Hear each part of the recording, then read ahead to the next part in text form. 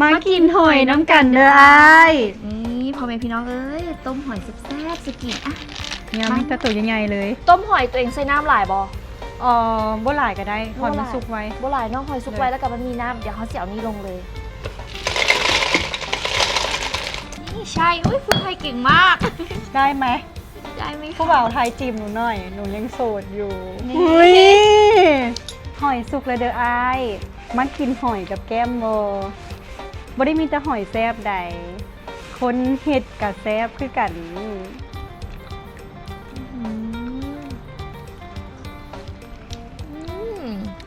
อุ้ยมือนี้เก็บหอยมาได้หลายเลยอ้าวแก้ม โอ้ยสาวน้องไปใส่มา โอ้นี่เลยไปหาหอยมา สมพอโทรหาบ่หับซอกเฮือนจักเฮือนหลังใดบุ อ้าวเป็น เฮ็ดหยังกินนี่ต้มหอยพอดีอยาก ฮะอุ้ยสีมากับบ่บอกแล้วเส้นกับสิซ้อนไปเก็บหอยน้ำกันเลยนี่น่ะ แล้วก็ยาเพิ่นไปเก็บผู้เดียวก็ได้ไป้าไปเฮ็ดกินน้ำกันเขายากพอดีอยู่หอยนะ ส้นเพิ่นต้มหอยเขาเลยได้บ่ โดย ล้างหอยหอมๆให้เขาพร้อมนี่เอาไปหอยนี้มันหวานมันหอมเลยไปเดี๋ยวไปกินต้มหอยกันเนาะเฮาเนาะมื้อนี้เนาะป้าพี่น้องเอ้ยมื้อนี้มูมาเยี่ยมมาหยามถึงถิ่นเนาะสาวแก้มคนสวย โดยสบายดีสาวน้อง ลมอีหยังหอบมานี่นะเฮ้อ บ่ฮู้เด้รู้สึกว่ามานี่แล้วมันต้องมีอีหยังแซ่บๆให้กินนะก็เลยคือโทษหา ได้เลยผู้ดีได้หอยมาพี่น้อง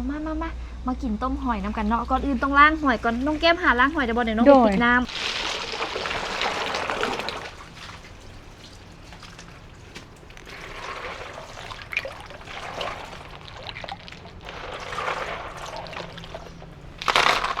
หอยมีแต่ตัวใหญ่ๆแซ่บคักมื้อนี้แจ่วส้มคักๆเลยเด้อสาวน้องตำแจ่วส้มแซ่บๆให้หมู่กินเด้อ เขาตำโบแซบนะเดี๋ยวเขาจู้ไฟถ่าทางนี้นะ โดยสาวน้องดังไฟท่าซะสั่น ทางนั้นล้างแล้วละวะทางนี้ไฟติดละเด้อล้างร้อนๆได้ว้าย ล้างแล้ว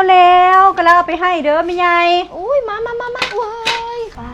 พี่น้องสาวแก้มเพิ่นล้างหอยมาให้เนาะโอ้ยหอยใหม่ๆใหญ่ๆเลยนี่ล้างสะอาดดีอยู่บ่ สะอาดแน่นอนคือกับคนล้างนี่แหละ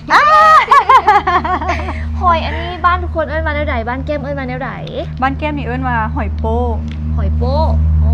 บ้านน้องกับหอยโป้คือกันเนาะหรือว่าบางคนก็เอิ้นหอยขี้กระต่ายหรือว่าบางคนเอิ้นมาแนวใดมีชื่อเอิ้นแนวใดอีกเนาะคอมเมนต์บอกแน่อันนี้มันจะต่างเลยเฮ้ย ต่างกับหอยเชอรี่แนวใดเท่า มันจะกินได้เมื่อโตเลยอันนี้นะมันจะเป็นแบบจิ้มออกมาเนาะเป็นเมือกหวานๆใช่ไหม เดี๋ยวมื้อนี้มาร้องกันเนาะ น้ำลายแตกพี่น้องเอ้ยเดี๋ยวนี้เขาเจ้าขายกันโลเท่าไหร่แล้วเนาะปี2025ท้ายปีนี้นะปีนี้ไปซื้อมาหันโลนึง60,000เนาะในราคานครหลวงเวียงจันทน์เป็นหอยดิบๆสิเอามาล้างมาอย่างเองเลยเนาะ เดี๋ยวนี้นะอหย่างกับเป็นเงินเป็นคำเมิดสมัยตะกี้มีตู้ว่างให้ฟังไปเฮ็ดให้เฮ็ดนาเคยเฮ็ดให้เฮ็ดนาอยู่บ่ เคยหาบกา โอ้ คืออยู่บ่ บ่คือคนเฮ็ดนา มีตู้เพิ่นบอกว่าไปเก็บหอยเซอรี่หอยขี้กระต่ายหอยกินข้าวหอยอีหยังเนาะเก็บออกมาแต่ทุ่งนายามดำเราในน้ำนานะใส่เป็นเป่าใส่เป็นปุ๋ยพุ่นนะกินน้ำจนบ่ทันจนได้เอาไปทิ่มใส่หนทางให้รถเหยียบเพราะว่ามันกินข้าวดิบ่เก็บออกกับบ่ได้ เดี๋ยวนี้นี่เป็นเงินเนาะ เดี๋ยวนี้เป็นเงินบางคนก็เลี้ยงเป็นรายได้เลยแหละหรือว่าเขาสิมาเลี้ยงหอยขายบ่เนาะหอยแพง พอละอ่ะกินอันนี้ก่อน เดี๋ยวเสาน้องเอาอันนี้ไปต้มได้เดี๋ยวมื้อนี้เขาก็สิต้มใส่ใบบักขามแล้วก็ใส่หัวสิงไคใส่ใบขี้หูดเนาะให้มันหอมๆเดี๋ยวสิมาทุบอันนี้ก่อนเด้อ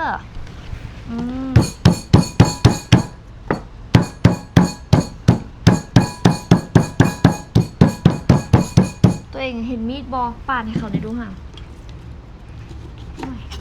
แก้มก็มาเฮ็ดกินอยู่บ่มากอยู่เฮือนหันเฮ็ดกินตลอดเพราะว่าอยู่บ้านหันไก่เนาะต้องได้ซื้อเครื่องอย่างตุนออกตลาดแล้วเขาก็เฮ็ดกินเอาสินะ อาทิตย์นึงเพิ่นไปตลาดจักเทื่อประมาณ2เทื่อโอ้ซื้อเทื่อนึงเบิดหลายบ่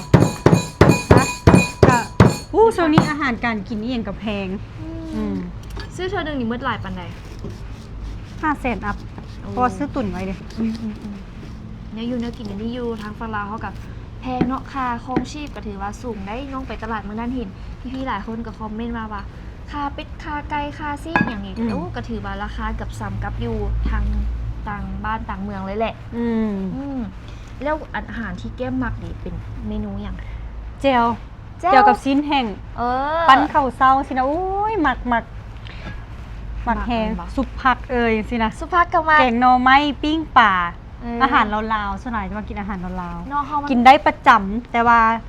โดนๆเขาก็ไปกินอาหารที่มันต่างๆได้เท่านึง เป็นรสชาติเป็น อ่า อีหยังกับบ่แซ่บเท่าอาหารบ้านเฮาแหละมันเคยกินมาแต่น้อยเนาะ เนาะ อ่ะเดี๋ยวไปต้มกันนะตัวเอง โดย ต้มหอยตัวเองใส่น้ำหลายบ่ บ่หลายก็ได้หอยมันสุกไว้ บ่หลายเนาะหอยสุก เลย ไว้แล้วก็มันมีน้ำเดี๋ยวเฮาสิเอานี้ลงเลยแล้วก็ตามด้วยหอยนี่เดี๋ยวสิตำเจียวแซ่บๆให้กินแก้มเพิ่นมักรสชาติใด โอ้อันฉะนั้นน้องปลาไว้ค่ะเดี๋ยวแก้มไปตำเองเด้อเบิ่ง ฮะ เดี๋ยวแก้มตำเอง แก้มสิตำบ่ โดยแก้มตำเก่ง เบิ่งยังสินะสาวน้องเบิ่งแก้มยังสินะมาแก้มแต่งกินเป็นบ่ อ่ะฮะ แต่เบิ่งคือคนแต่งกินเป็นบ่ บัว บ่อ่ะแก้ม บ่ แก้มแต่งกินเก่งไหน เวลาแก้มมีแฟนนะแก้มแฟนแก้มนะฮักทุกคนไหน เอ๊ะ เพราะว่าจะเป็นอาหารลาว อาหารไทย เฮ็ดเป็นเมิด เป็นเบิร์ด เว้าเรื่องอาหารไทยเมนูใดที่แบบเมนูแรกที่เพิ่นเฮ็ดเป็น ผัดบวบแซ่บผัดบวบแบบไทย เฮ็ดแนวไหน ผัดบวบผัดมาม่าอะไรอย่างเงี้ย ผัดบวบไทยนี่ต่างจากบ้านเราบ่ ต่าง แนวไหน ต่าง ของไทย มาก กับของเรา ของลาวเขาก็จะแบบรสชาติก็จะเป็นบ้านๆเขาแต่ของไทยนี่จะส่วนหลายนี่ก็คือจะหวานเลยไหมชอบหวาน เขาจะชอบหวานเป็นบ่ ใช่ นี่ใช่อุ้ยพูดไทยเก่งมาก ได้ไหม ได้ไหมคะ ผู้บ่าวไทยจีบหนูหน่อย หนูยังโสดอยู่ นี่ อุ๊ย มักจังหวัดใดของทางฝั่งไทย นิสัยก็ได้ขอแต่โดนใจแล้วสปาร์กกันก็พอแล้วบ่มีสเปคเลย ว้าวแท้ แท้ ทุกคนพวกนี้ แล้วเห็นแก้มมักไปเที่ยวไทยได้ช่วงหนึ่งแก้มมักไปใส่เน่ ส่วนหลายแก้มไปก็จะไปรุมเบี้ยกหลายก่อนไปรุมเบี้ยแล้วก็ต่างอาศัยเที่ยวไปนำ อ่า หาเงินแล้วก็อยากจะหาความสุขให้ตัวเองแน่ ไปแขวงไหนของไทย ส่วนหลายก็จะไปกรุงเทพ กรุงเทพ โดย ไปเที่ยวอยู่บอนไหนกรุงเทพนะ ก็ส่วนหลายคนลาวเข้าไปส่วนหลายก็จะเน้นซอฟ ไปเลาะเบิง เยา ห้างเบิงตึ โด ก ย ไปซอกกิน โดย ก็อยากกินอันอื่นอยู่ กินยังล่ะ อยากไปไทยอีกรอบเด้แต่บ่มีคนพาเที่ยวสนอกไปกับแก้มได้บ่ สแก้มอยากไปใส่ละต้องคืนก็ว่าสแก้มอยากไปใส่ สแก้มอยากไปไทยลูกท็อปอยู่ข้างกันริมน้ำเอี่ยงหั้นนะ ตัวไหนน้องคือบูฮู้ กับมันจะเป็นบุฟเฟ่ต์อยู่ข้างริมน้ำแล้วก็จะมีพวกรูทท็อปที่ทายอยู่ใกล้กับน้ำเลยแก้มมักตัวนั้นแก้มอยากไป เป็นวิวแม่น้ำเจ้าพระยา โดยผู้ใดผู้เนี่ยว่าซื้ออีหยัง เอออยู่กรุงเทพบ่ อยู่กรุงเทพ เห็นอยู่ใส่คืออยากไป เห็นคนลาวเขาส่วนหลายไปทายอยู่หันหมดเลย น้อง สวยมา เห็นว่น้อง ก พลาดเองไหนเอ๊ะ สวยแฮง เฮ้ยน้องอยากไป คือแบบสไตล์จิบค็อกเทลแล้วแบบอะไรประมาณนี้ชอบ ชอบใช่ไหม แต่จำชื่อไม่ได้ใครรู้บอกหน่อยนะ นี่พาแก้มไปเที่ยวเลยบอก พาแก้มไปเที่ยวหน่อย อุ๊ยแก้มเอามาน้องก็อยากไปเลยเนาะแต่ว่าซื้ออย่างกับบ่ฮู้เนาะ โดย ไผฮู้คอมเมนต์บอกแหน่เด้อหรือว่าไผเคยไปแหน่โอ้ยคืออยู่ได้เนาะสิละว่าต้องเฮ็ดกินเป็นเด้เฮาจึงลิ้นน้ำกันได้เฮาญาติกันเฮ็ดโลดนี่นะใต้มืออ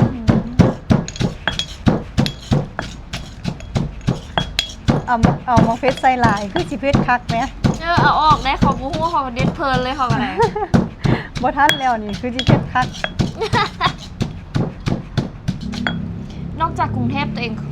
เคยไปไสอีกเนี่ยอยู่ไทย พัทยา พัทยาอีกปะ แล้วมันอยู่ไทยนี่มันมีบ่อนใดเป็นตาเที่ยวบ่แนะนำมาใต้กล้องคอมเมนต์เด้อบางเทื่อเฮาจะได้ไปเนาะแคปฮู้แคปห้านมาให้เบิ่งเด้อ เนาะพาน้องแก้มไปเที่ยว โดย บ่ได้ไปโดนปานใดละ ถ้าคลิปนี้แตกฮอตล้านวิวสน้องพาแก้มไปได้บ่ ได้หนองคายเลย ช่วยซัพพอร์ตหนูหน่อยนะคะหนูอยากไปเที่ยวหนูอยากได้ล้านวิว นะเนาะเราจะไปเที่ยวกันเนาะพี่น้องเอ้ยแต่ว่าล้านวิวมันกับบ่พอเลยมันต้องมีอันนั้นค่าเดินทางนำเด้ มัน บ่ บักหลาครับอายครับ ผู้เฒ่าครับ อุดหนุนหนูหน่อยนะครับ หนูอยากไปเที่ยว อยากไปเต้ๆแม่ เนี่ยอยากไปเต้ๆกะป้าพี่น้องเพิ่นบีบบักน้ำน้ำลายแตก อืม หาใส่ได้เนาะงามกับงามเฮ็ดกินกับเป็นเว้ากับหวานคานกับม่วนโอ้ยเขิน ปกตินี่เป็นแก้มเป็นคนแขวงใดปกติว่าซั่นโดยแต่กำเนิดแก้มเป็นคนแขวงใด ซอกแกมเป็นคนร่วมพระบาง โดย มาอยู่เวียงแต่น้อย เว้าร่วมพระบางก็ได้เว้าไทยเวียงก็ได้ เว้าไทยได้ไหมคะ พูดไทยก็ได้ค่ะ นี่เออแล้วพูดอีสานได้ไหมคะ พูดได้หน่อยนึง โอ้ยสั่งเลยเนาะแล้วก็มาเฮียนอยู่เวียงเหรอเขาอยู่เพิ่มเหรอคือบ่อย่างเขามาอยู่เวียง เรียนอยู่เวียง เพราะว่า ไปมาแต่น้อย ก็เลยมาปักหลักฐานอยู่นี่ โดย เห็นงามๆแบบซีเนาะต้องเคยผ่านการประกวดมาแล้วมันบอก ก็2เวทีเท่านั้นเอง เวทีเด็ดแน่ มิสลาว2016 อ่าฮะกับ กับมิสยูนิเวิร์ส ตอนนั้นติดท็อปอย่างไม่ใช่วัน ได้ท็อป ปี 10 ไหน ดนละอุ้ย2017 นี่นักล่ามงกุฎนี่นี่นะ แต่ตอนนั้นแม้ตอนนั้นมันไม่มีการสัญญกรรมใดๆเลย หน้าตอนนั้นก็จะบ้านๆตอนนี้ก็จะละมุนขึ้นนิดนึง กะงามคนละแบบงามแบบนะฮากอันนี้ก็งามแบบเป็นผู้สาว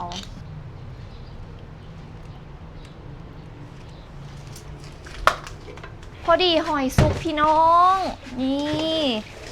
หอยใหม่ๆเต็มหม้อเลยนี่แก้มเอ้ยผู้ดีซุกเลยนี่น่ะ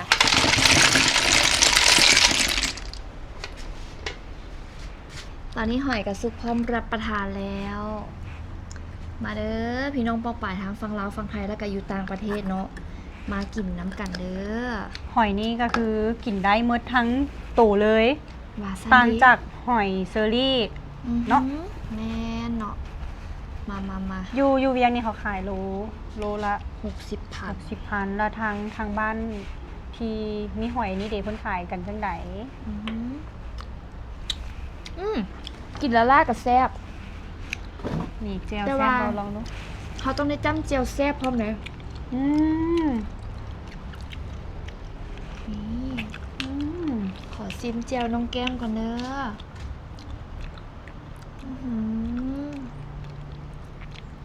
ตุ้ยๆแล้วเพิ่น อืม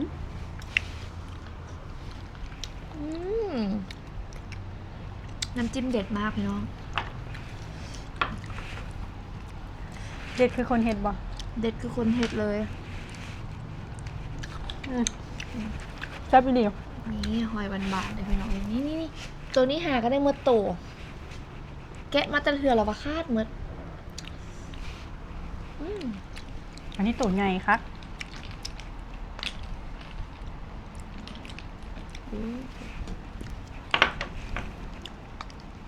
ตัวนี้มันโมมีขี่มันเลยแมันบ่ แมนมันบูมีขี้มันกินได้หมืดนี่จักไผ่บูพากินเห็นบ่พี่น้องมันจะเป็นสินะทางในของมันนะนี่ แม่ยายเคยกินหอยที่ว่า เป็นหอยเชอรี่สีทองที่เขาเจ้าเลี้ยงบ่ ยังเถื่อ เมื่อหน่าแม่ยายลองซื้อมาต้มกินเหมือนเดิมมันต่างจากหอยตัวนี้ได้แม่ยายโดย